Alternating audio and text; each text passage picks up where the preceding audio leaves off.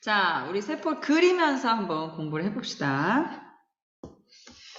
자, 제목은 세포. 물론 세포의 구조와 기능 살펴볼 거예요. 반으로 나눌 건데, 자, 왼쪽에는 동물세포, 오른쪽에는 식물세포를 한번 그려볼게요. 우리 동물세포 그러면 동물세포는 무슨 색깔이 연상이 되니? 동물세포. 살색. 우리 살색 이런 거 생각해서 자, 동물세포를 그릴 때는 둥그렇게 그죠? 둥그렇게. 자, 식물세포는 선생님이 녹색. 녹색으로 그릴게. 녹색. 녹색. 아까 그 육각형 모양의 세포 봤죠? 우리 양파세포 관찰할 기회가 이제 있을 건데 이렇게 육각형 모양으로 각이 져 있어요. 우리 책에 보면 141쪽에 양파세포막을 관찰하는 이 내용을 이제 곧 실험을 할 겁니다. 자, 근데 식물세포는 한 겹으로 그리면 안 돼. 왜 안 돼? 그렇지. 세포 벽이라고 하는 게 한 겹이 더 있잖아요. 그래서 이렇게 한 겹을 더 그려줍니다. 이게 바로 세포 벽이죠. 세포 벽. 이렇게.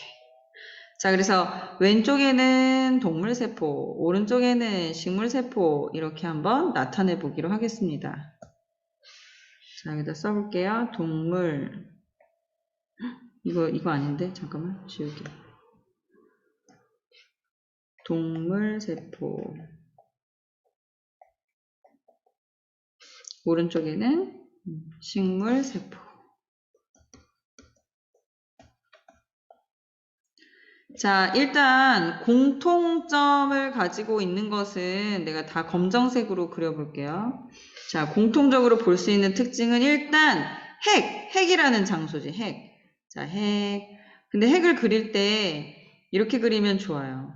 핵막이 있잖아, 두 겹이야. 핵막이 두 겹이에요. 이렇게 핵막이 두 겹으로 돼 있어요. 두 겹.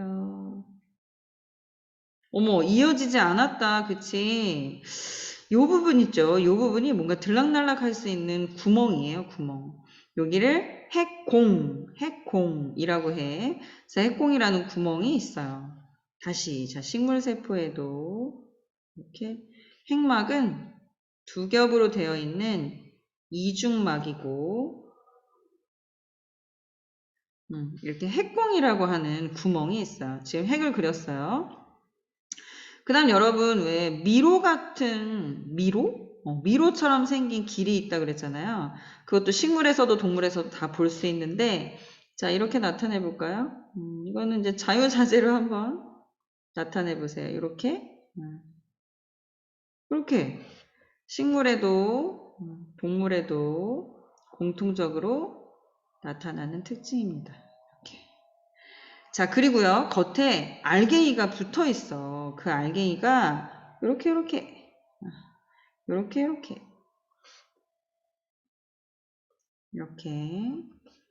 이 알갱이 혹시 이름 기억나니? 리보솜. 리보솜. 사실 이거 몇 개만 그렸는데, 여기에 따다다다다다닥 붙어 있어. 따다다다다닥. 또, 이렇게, 공간 안에 떠다니는 애들도 있어요. 우리 이 공간을 세포 내부의 공간을 세포질이라고 해. 세포질. 자, 공통적인 건 한번 이름도 써보자. 이 공간을 뭐라고 한다? 세포질. 그죠? 이 공간 전부를 말하는 거예요. 그 다음에 이 안쪽을 핵이라고 하죠. 핵. 따라서 요거는 이제 핵막이라고 부르지. 핵막. 두 겹으로 돼 있다. 두 겹으로 돼 있고요. 여기 핵에 보면 요런 구멍이 보인다 그랬죠? 이 구멍을 뭐라고? 핵공이라고 해요. 자, 미로처럼 보이는 미로 같은 여기를 뭐라고 하냐? 뭐라고 해? 여러분 이 통로라고 그랬잖아요. 이 통로로 뭘 보내냐? 택배 같은 거 보내는 거야. 근데 택배를 옛날에는 뭐라고 했게? 소포라고 했다?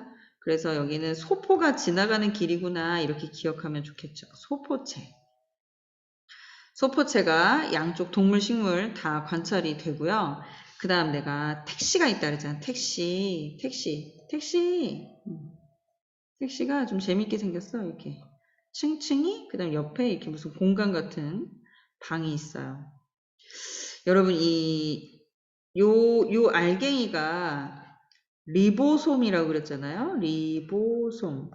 이 알갱이는 우리가 눈사람을 만들 때 눈을 뭉쳐서 만든 것처럼 얘는 덩어리야. 리보솜이라는 것이 뭉쳐서 만들어진 덩어리예요. 내가 지금 뭐라 그랬지? RNA가 뭉쳐서 만들어진 덩어리고요. 내가 마지막에 그린 요것은 골지체인데 골지체에 보면 이 주머니랑 이 리보솜은 좀 달라요. 여러분 헷갈릴까봐 이건 지울게. 다시 무슨 말이냐? 무슨 말이냐면 자, 요 알갱이는 달라요. 이 알갱이는 나중에 리소좀이라고 하는 알갱이를 만들거든요. 되게 어렵지? 얘는 이렇게 생겼어요. 얘는 리소좀. 이름이 되게 비슷하면서 되게 달라. 이름은 되게 비슷한데 서로 하는 일이 달라요. 근데 두 개 다 동물과 식물에서 다 발견되는 그런 세포 소기관이니까 일단 이름은 알아두고 생긴 게 이렇게 생겼구나. 일단 그 모양새부터 골지체라고 그랬죠. 자, 여기까지는 또 공통점이고 그 다음에 또 공통점이 뭐가 있었더라? 그렇지. 뭐가 있었더라? 미토콘드리아. 여러분 이렇게 생긴 미토콘드리아. 미토콘드리아도 이렇게 두 겹이야. 이거 이름이 미토콘드리아. 에너지를 만든다 그랬지? 얘도 식물에도 미토콘드리아 이렇게 있어요. 자, 이번에는 식물에만 있는 거 한번 표시하면서 그려보자. 세포벽이 식물세포만 가지고 있는 대표적인 거고요. 그 다음 식물세포는 뭔가 여러분 나무 이런 거 생각해봐. 튼튼하게 지지를 해야 되겠지? 그래서 빈 공간이 없도록 이렇게 에어백처럼 큰 주머니가 필요하거든요. 이게 바로 액포예요. 이제 에어백 안에는 공기가 들어있지만 액포 안에는 물이 들어있어, 물. 그리고 공간만 크게 차지하면 뭐해? 우리가 지탱하는 힘도 필요하지만 이 공간을 뭔가 잘 이용하면 좋겠죠? 그래서 식물세포에게 창고 같은 역할을 하는 그런 공간이라고 생각하면 돼. 그래서 이 안에 색소를 보관하기도 하고 어떤 영양물질을 보관하기도 하고요. 또는 자기를 뜯어먹는 그 동물들을 죽일 수 있는 그런 독물질이 이 안에 보관되어 있기도 해요. 자, 식물세포에만 있는 아주 대표적인 거, 요렇게 생겼어. 요렇게. 그리고 사실 얘 내부를 보면, 요렇게 층층이 뭔가 쌓여있는 구조물을 볼 수 있거든요. 층층이. 그리고 이것들이 막 복잡하게 이렇게 연결되어 있어서 얘를 멀리서 보면 이게 줄무늬 같은 게 막 관찰이 돼요. 그리고 진한 부분이 있는데 바로 진한 부분이 뭔가가 이렇게 쌓여있는 부분이에요. 이렇게. 이런 부분들이 관찰이 되거든요. 이게 바로 엽록체야. 엽록체. 이렇게. 자, 그래서 식물세포에만 있는 세 가지 세포 내 소기관은 물론 세포벽은 세포 밖에 있지만 세포 소기관으로서 세포벽, 액포, 그 엽록체 이 세 가지는 식물세포에서만 관찰이 되는 세포 소기관이고 나머지는 이제 동물과 식물에서 다 관찰이 된다 했어요. 자, 그러면 중요한 특징들을 좀 살펴보자. 핵은 말이야 이 안에 이중나선으로 되어 있는 얘를 가지고 있지. 얘 이름이 뭐시기? DNA. 여러분, DNA는 유전 본체예요. 유전자. 근데 이 유전자를 가지고 뭘 하는 거냐? 단백질을 합성하는 거거든? 아까 단백질 합성기관 어디라고 그랬지? 리보솜. 그치? 단백질 합성 장소. 리보솜. 그럼 봐봐요. DNA에 있는 정보를 가지고 단백질을 만들려면 리보솜으로 가야 돼. 이렇게 가야 돼. 그런데 DNA는 아주 중요한 정보이면서 원본이기 때문에 얘가 핵 바깥으로 나가면 변질되거나 손상되거나 할 수 있어요. 그리고 사실 세포가 이 DNA 정보 전체를 다 필요로 하는 건 아니거든요. 그래서 필요한 정보만 만약 여기부터 요만큼이라면 요 부분을 복사. 똑같이 베껴. 이렇게. 원본은 그대로 두고 사본을 만드는 거지. 자, 이 사본의 이름이 바로 뭐다? RNA예요. 그래서 여러분, 이중나선 2개를 복사했는데 어떻게 한 겹이냐? 사실 DNA는 이게 2가닥이긴 하지만 2가닥이 서로 상보적. 여러분, 상보적이라는 말을 우리 DNA 구조 배울 때 얼핏 들어서 알고 있지? 그러니까 요 가닥이랑 한쪽 가닥을 알면 반대편 가닥도 자동으로 알 수 있어요. 왜냐면 이게 상보적 관계이기 때문에 그래. 그래서 한쪽 가닥의 정보를 알면 반대편 가닥도 안다는 얘기가 뭐냐. 그냥 한쪽 가닥이 의미를 갖는다 이거야. 그래서 그 한쪽 가닥만 베껴와도 충분해. 자, 이렇게 한쪽 가닥을 복사해 오면 이 RNA를 어디로 보내야 하냐. 어디로 보낸다 그랬지? 아까 단백질을 만드는 장소가 그렇지. 리보솜이라 그랬죠? 그럼 리보솜으로 가는 거지. 여러분, 멀리 있는 리보솜으로 갈 필요가 없어요. 왜? 여기 가까이에 있거든. 여기로 가면 되겠지. 자, 리보솜으로 가면 얘가 단백질을 만들어줘. 자, 단백질을 만들어줘. 어떻게 만드냐? 여러분, 단백질의 기본 단위가 뭐라고 배웠지? 아미노산. 그럼 이 리보솜이 막 돌아다니는 아미노산을 붙잡아다가 RNA에 있는 정보를 잘 해석해가지고 요렇게 아미노산을 막 붙여서 길게 연결을 해요. 그러니까 펩타이드 결합을 하는 거죠. 그럼 이렇게 펩타이드 결합을 한 상태의 이 덩어리. 여러분 지금 좀 어려운 얘기 하는 건데요. 요 길다란 요 덩어리를 세포 바깥으로 보내야 되거든. 선생님이 조금 세포 크기에 비해서 크게 그린 거야. 얘를 바깥으로 보내기 위하여 요 미로 속으로 집어넣어요. 미로 속으로. 그럼 미로가 연결된 데까지는 요 소포체지, 그치? 소포체를 통해서 바깥으로 나가고 여기 소포체가 끊겼잖아? 그럼 이제 골지 택시를 타는 거야. 골지 택시.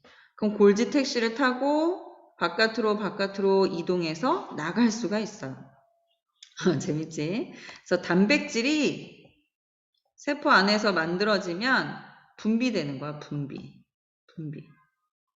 이렇게 단백질을 만들어서 분비하면 이 단백질을 가지고 우리가 뭘 할 수 있다? 어떤 효소나 호르몬이나 또는 항체나 근육, 머리카락.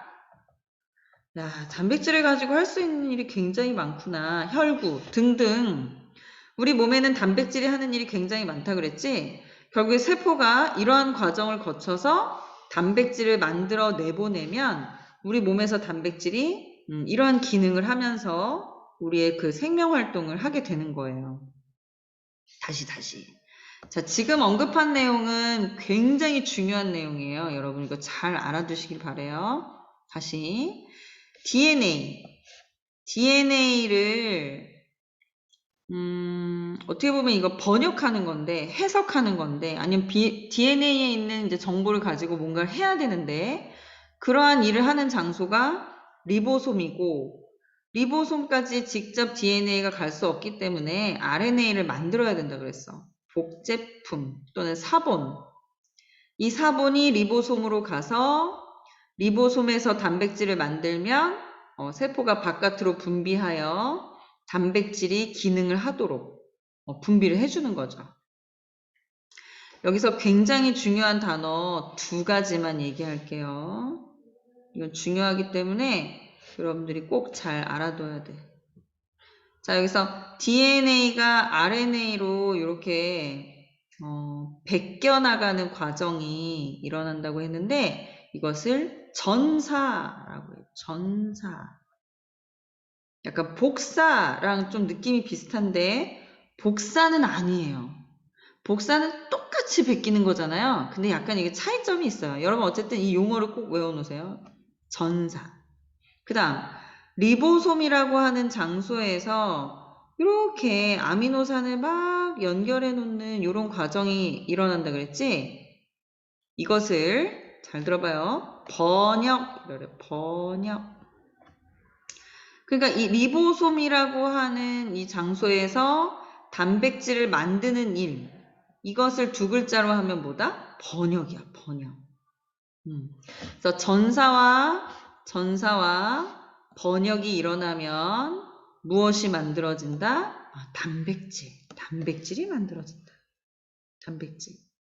자, 무엇으로 시작해서 무엇으로 끝나는지 봅시다. DNA로 시작해서 RNA를 거쳐 단백질을 만들어냈죠? 우리는 이것을 좀 어려운 말로 형질 발현이다 그래요. 형질이 발현됐다. 다시. 자, 어려운 말이니까 알아두세요. 유전 정보의 발현. 발현 그러면 현실화되다 그런 말이야. 현실화되다. 그러면 복습을 해보자. 어떻게 현실화된다? DNA를 거쳐 RNA가 되었다가 이것으로부터 단백질을 만들어낸다. 이 과정에 붙여진 이름이 있으니까 그것도 알아두자. 전사. 그죠? 아이고, 지금 이동을 했는데. 다시. 이거 아래다 쓸게요. 전사. 이건 뭐라고 했지? 번역. 그리고 장소도 알아두면 좋아요.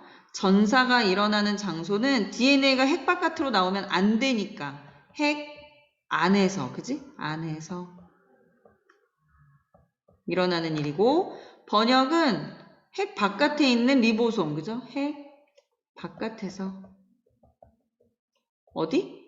리보솜이라고 하는 장소에서 일어난다. 오늘 많은 내용을 했고 좀 어렵긴 한데